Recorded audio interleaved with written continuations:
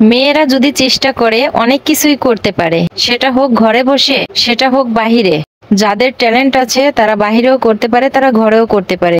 কেন বললাম এই কথাটা জানেন? আমি কিন্তু বাহিরে কিছুই করি না, আমি ঘরে বসে থেকে যতটুকু চেষ্টা করার ততটুকুই করি।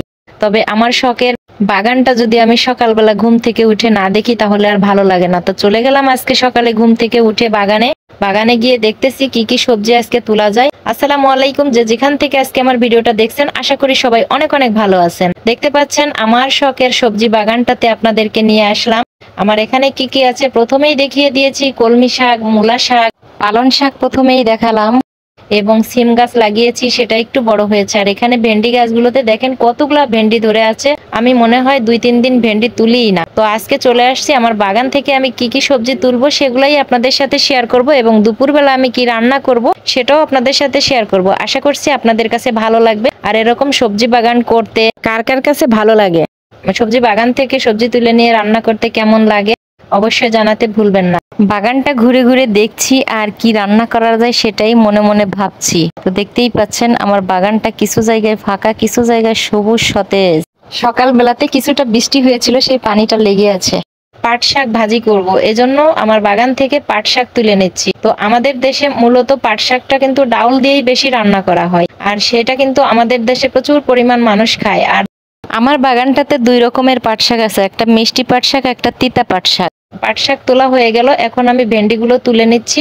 আমি তো ভেন্ডি বলছি আঞ্চলিক ভাষায়, আপনারা বইয়ের ভাষায় যদি বলে থাকি তাহলে ঢেঁড়স হবে। ঠিক আছে, আমি ভেন্ডি বলে যাচ্ছি, মনে কিছু করবেন না, আপনাদেরটা আপনারা বুঝে নেবেন। হ্যাঁ, কার ওখানে কি বলে আমি তো জানি না। তো দেখেন পরিশেষে আবারও দেখিয়ে দিচ্ছি আমার বাগানটা কতটা সতেজ এবং কতটা ভালো লাগে। সকালবেলা ঘুম থেকে উঠেই চলে আসি বাগানে। তো এই সাইডে আছে হচ্ছে মিষ্টি কুমড়া শাক, এখানে আবার কিছু মূলা শাক এবং ডাঁটা শাক।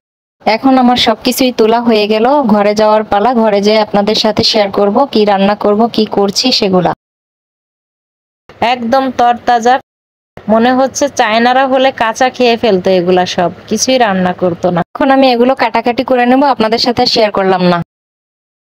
তো আমি অলরেডি রান্নার প্রসেসিং এ চলে আসছি, তো সব কাটাকাটি আপনাদের সাথে শেয়ার করলাম না, ভিডিওটা অনেক লং হয়ে যাবে তাই। তো আজকে আমি ভেন্ডি গুলা রান্না করব হচ্ছে ডিম দিয়ে। আপনারা কে কে এভাবে করে রান্না করে খান অবশ্যই কমেন্টস করতে ভুলবেন না। আর আজকের ভিডিও আপনাদের কাছে ভালো লাগলে ভিডিওটা অবশ্যই শেয়ার করে দিবেন। হ্যাঁ, তো দেখেন আমি ভেন্ডিটা এভাবে করে ভেজে নিচ্ছি। আপনারা কারা এরকম করে খান অবশ্যই কমেন্টস করে জানাবেন আমাকে। আমি কিন্তু আজকে প্রথমেই ভেন্ডি কিন্তু এই ডিম দিয়ে ভেজে নিলাম। তো দেখেন কত সুন্দর কালার এসেছে।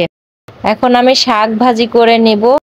শাক ভাজির সাথে কিন্তু সবসময়ই রসুনের অংশটা বেশি দিতে হয়। শাক ভাজিতে রসুনটা একটু যায় বেশি, সেটা দিলে একটু মজা লাগে বেশি। তো আমি এখান থেকে কিছু অংশ পেঁয়াজ এবং রসুন ভাজা হয়ে গেছে, অর্ধেকটা আমি উঠিয়ে রাখছি। আর শাকগুলা ধুয়ে পরিষ্কার করে পানি ঝরিয়ে রেখেছিলাম। অনেকে বলতে পারেন এই শাক থেকে তো এক ধরনের বিজল হয়, কিন্তু সেই বিজলটা হবে ঠিক আছে, কিন্তু বিজলটা পরবর্তীতে থাকবে না।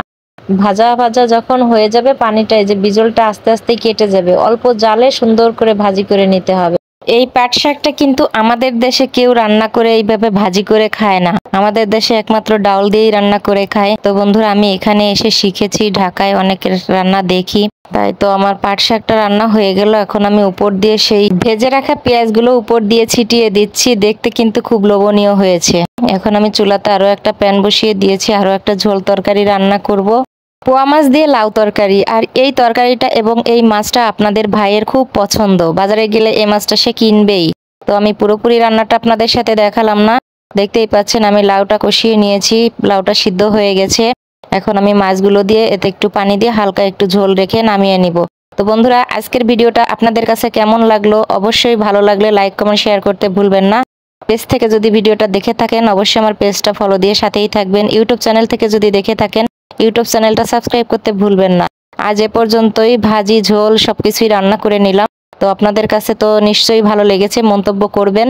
ভালো থাকবেন, সুস্থ থাকবেন। আজ এ পর্যন্তই, দেখা হবে, কথা হবে অন্য কোনো এক ভিডিওতে। আল্লাহ হাফেজ।